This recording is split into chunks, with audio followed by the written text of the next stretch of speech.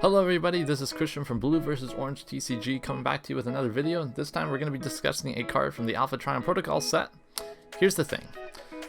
Here's the thing is a stratagem for Autobot Jazz from Wave 1, and it reads that it gives Autobot Jazz +1 attack and +2 defense. But it also makes it so that while Jazz is on the field, all black pip icons that are flipped during battle when one of your characters are defending become white icons instead.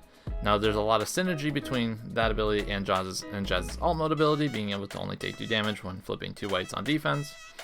But that's not the only. That's not the only thing it obviously does. It also prevents decks that tend to rely heavily on black icons, flipping black icons on attack, from dealing a ton of the pierce damage that you often saw in decks like Wave 5, Sky Shadow Horrible, Quake, Wide Pierce. A lot of decks like that were very common to see in Wave 5, in like that orange-black metagame that we had, and this stratagem was definitely a clear answer to that metagame. And I often see people who are new to the Alpha Trion Protocol tournaments or starting out with these custom sets, with the Alpha Trion Protocol custom set, getting a little overwhelmed at trying to figure out like how do you beat Jazz decks.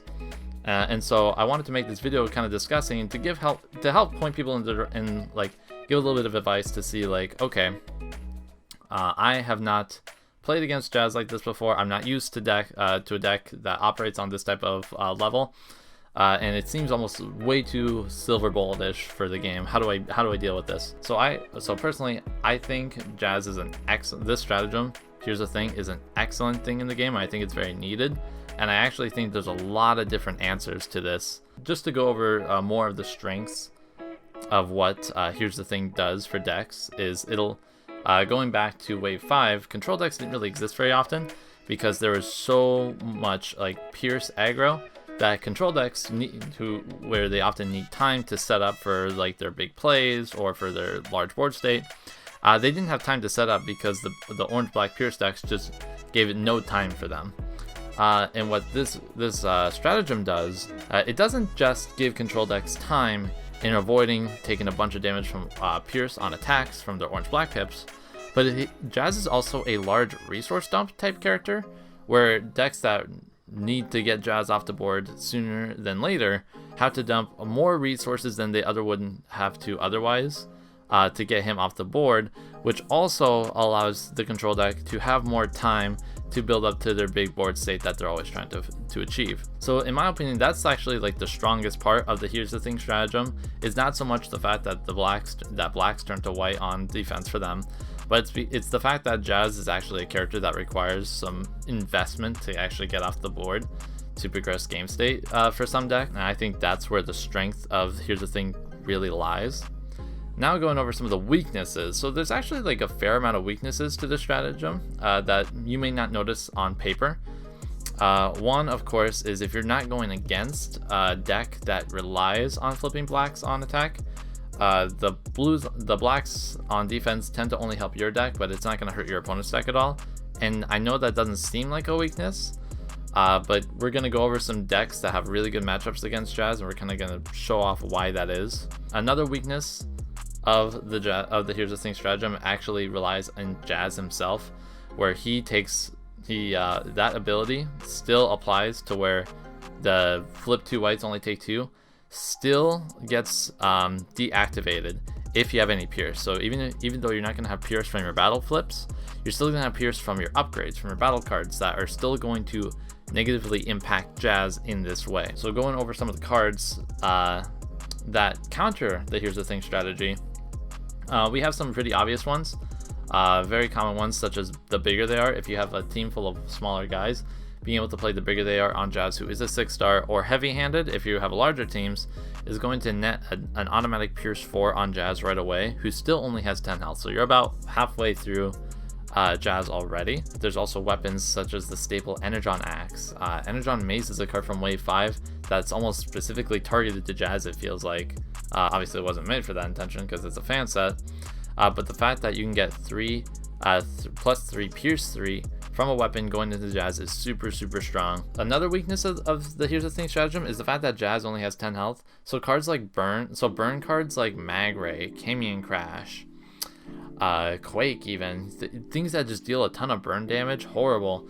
are still going to find themselves wiping Jazz out pretty quickly if Jazz can't establish things like Hollow Matter Projector on them really early on. So things like Magray are of course going to be a really quick way to deal with Jazz, being he only has 10 health.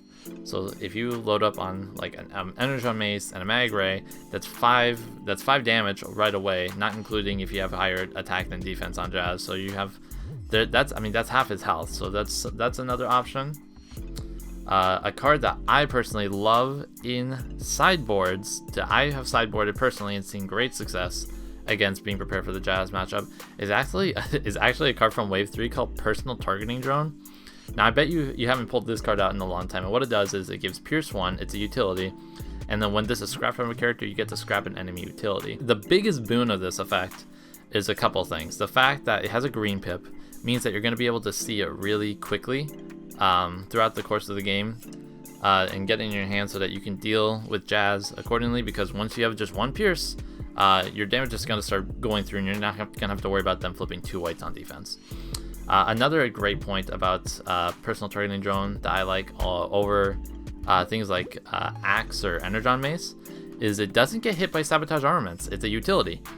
So you can play this on your bait character and you can still run a weapon to deal a lot of damage, or if they Sabotage Armaments you're still going to have that Pierce 1 to still get a fair amount of damage in against Jazz. This card is really interesting for this matchup, and just as a little extra tip, once Jazz is gone, you can replace this with like a Power Cell or a Pocket Processor on a character, and once it's scrapped, you can scrap an enemy's own utility, which could be their own opposing like Energy Pack, Pocket Processor. This card actually has like just a lot more utility in this Alpha Trion Protocols meta, which I think is just so interesting. And I've seen this card pop up quite a bit, and I would not be surprised to see this card pop up more and more as people start to get more like on handle about how to prepare for that Jazz matchup. Another card that I think is really good in the Jazz matchup is Fusion Borer. Now this one's a little bit more obvious, but I put this on here for orange decks specifically because orange decks don't run things like Mace or Energon Axe that often. Sometimes they do, but oftentimes they don't. But I think a lot of orange decks can totally get away with running Fusion Borer in the main board, mainly because it's kind of like Grenade Launcher. It's going to give you that nice Pierce +3 without any like downside other than like not being an orange pip, which I think is pretty minimal. But just being able to get that little bit of Pierce going in a consistent weapon against Jazz for an orange deck is really, really nice. I've seen a lot more orange decks main board Fusion Borers for this very reason. But it's also, you kind of have to consider the fact that against Jazz, this isn't just a black pip, it's actually a white pip. For especially on attack, so even though you may miss picking this up, if you flip it on an attack against a Jazz deck, it's not just going to be Pierce 1, it's actually going to be a white, so you could potentially flip more oranges, which is really good for you as an orange deck who wants to flip a lot of oranges. So I think that's another excellent option against Jazz. Another card that I have on here is actually Spy Satellite Uplink. This one's kind of a weirder one. It's not a direct counter to Jazz. It's a really important, I guess. It's a really useful card in that metagame because a card called Point Position exists, which is a blue-black, which Jazz decks tend to almost always run as a means of getting some Brave on characters, as well as being that blue-black for Jazz's effects. It's something that you run into a lot. Jazz decks tend to abuse that Brave keyword. So cards like Spy Satellite Uplink is a really, really nice counter to that, to where if you already have the Pierce weapon in hand or the action that gives you Pierce, but you can't get to Jazz because they have another character with Point Position on it, being able to just Spy Satellite Uplink and say, nope, I'm going to ignore that Brave and just keep going, is really, really nice. Again, it's seen a lot more play in sideboards. I think it's something to definitely consider when building up a sideboard in the future for ATP events. Another battle card that I think is really good against the Jazz matchup that people I think should be running if they're focused heavily on a pure space strategy is Calculated Strike. Calculated Strike again is a card that just sees a ton of play. Let me start that over again. Another card that I think a lot of people should be running for the Jazz matchup, if your strategy is heavily revolved around piercing your opponent, is Calculated Strike. Calculated Strike is another Wave 3 card, kind of like Personal Targeting Drone, that just didn't see a lot of play because there were just better cards for it. Like, bigger they are heavy-handed. I think that still is a true statement for a lot of decks, but if you have a deck that really wants to be heavy on the pierce, I think Calculated Strike is actually the way to go for your list. It's a free 2 damage. It's really good against Jazz because, of course, it's the innate pierce that you're going to be looking for. You can still have a weapon attached that also pumps your attack up or pierce against Jazz. And it's overall just like a card that I think is a little bit undervalued in the format, with Jazz being a thing.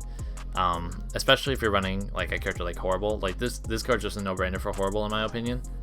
It's still just like a +2. It's still just a free 2 damage throughout the course of the game, even if you're not looking to attack into Jazz, which is still really good.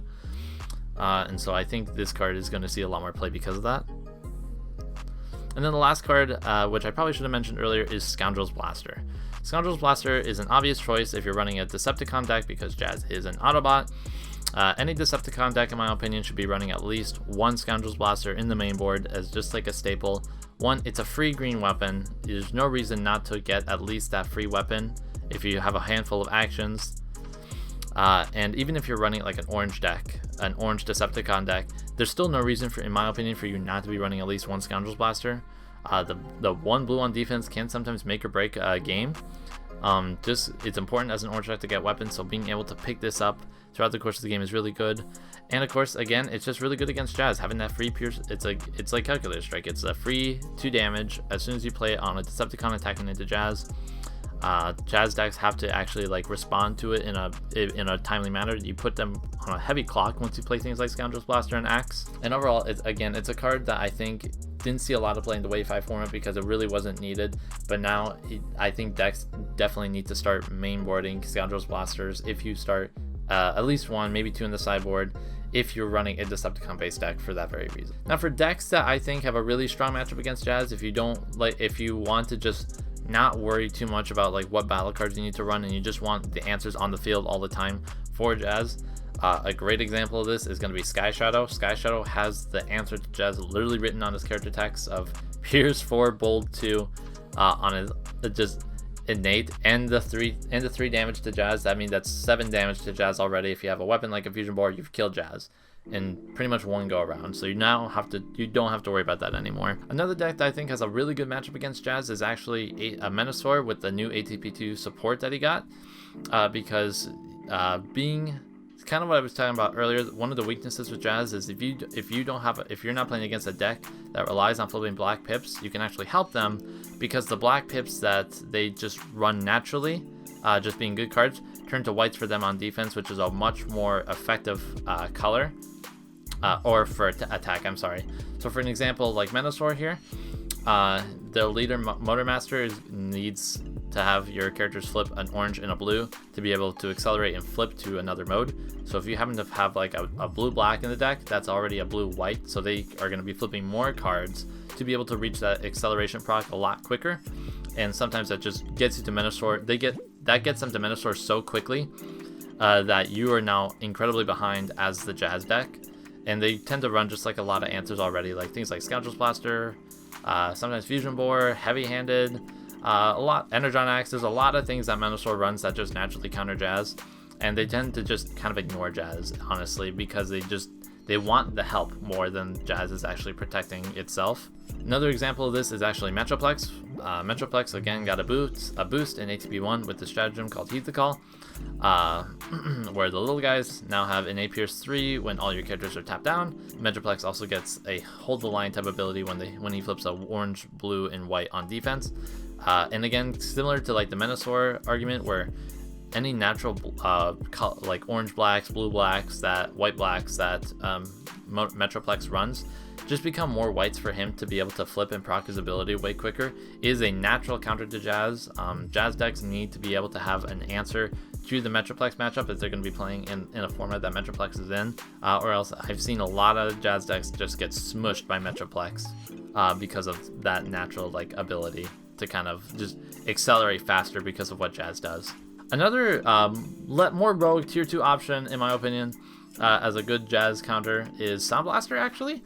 Sound Blaster, I think, is starting to make his reigns a little bit more in the format as a really interesting aggro deck, mainly because he can constantly grab Fusion Boards back from the scrap and give them to other people, which is obviously super strong because, Fusion Board, obvious counter to Jazz, and a deck that kind of relies on constantly recycling Fusion Boards and using them during battle is something that Jazz decks are going to have a really hard time kind of debilitating through, so to speak. So I really like Sound Blaster as a deck, and I think if you're looking for like a more roguish style deck, aggro deck that has a pretty, in my opinion, a really good Jazz matchup, I would go with Sound Blaster. And again, kind of like similar to the High Speed Chase and Heed the Call arguments, where Sound Blaster is an orange-black deck, but they really heavily slant orange than black, so any like orange blacks that they run turn to orange whites, which helps them flip more oranges, so it's a good setup for them as well, I think. And our last deck here is Galaxy Prime. Again, another type of deck like Metroplex, where it has a trigger on attack that wants you to flip a certain amount of colors, so any blue blacks, orange blacks that Galaxy Prime sometimes runs are going to turn to whites for him to hit his ability more often. And again, like the other ones, Galaxy Prime tends to just run a lot of answers already. Matrix of Leadership is actually another answer that I didn't really talk about, just giving that free Pierce 1 to the rest of your team, making all your team basically become anti-Jazz weapons essentially. Playing things like Bigger They Are to get more Pierce, Energon Axe, again. Galaxy Prime has a lot of really good utility against Jazz decks, and I think it's a deck that if you're really wanting to play like back to like the old Wave 4 roots, I think this is an excellent deck for you to play in the ATP2 events if you don't want to worry about Jazz very much. So that's all I really had to say about Here's the Thing. I think it's a really, really excellently designed stratagem. I think it was a really important stratagem to be made, just to kind of branch us out from that really stale, heavy aggro Pierce Wave 5 format that we played for like 6 months. And on the surface, it's obviously it's a very strong stratagem, but it has a ton of obvious weaknesses, not just in like certain bad matchups, but just like the cards that people can run, mainboard and sideboard. There's just like a lot of answers to Jazz that I think newer players that may get a little bit overwhelmed can kind of look through and see like, okay, there's a lot more things here to beat Jazz than I initially thought before, and I'm excited to see what people find as extra answers to Jazz. I'm sure there's tons that I didn't list that people are going to find, and I'm really excited to hear from you about that. We do have a viewer question today, and I want to know exactly from people who either have played in the ATP2 formats or are curious about the ATP2 formats, what decks you've either built with Jazz and Here's the Thing, or decks that you would like to build with Here's the Thing and Jazz as something that you may have not considered before that really want to try out now that that stratagem exists in the Alpha Trion protocols community and formats. Anyway guys, thank you so much for listening and watching. I hope you really enjoyed the video. This is something new that I haven't really done before, but it's something that I wanted to do for a little while now since starting to play in the Alpha Trion protocol events. The events are really fun, the cards are really great, and I think there's a lot of really fun discussion and tech that can be talked about with just like the new formats that are being presented and the new cards that get brought out all the time. I know Here's the Thing is one that gets talked about often because it can be a little bit overwhelming for newer players to kind of get a handle on like, okay, how do I beat this thing? I wanted to make a video to just show the answers for that, and I hope that you can see a little bit more reason as to like why I think the stratagem is really good for the format, and how I don't think it's there's a lot of really good answers for you as a player to think about running in your main board and sideboard for it. Hopefully I get to make more videos like this in the future, and hope to see you guys then as well. Take care, alright?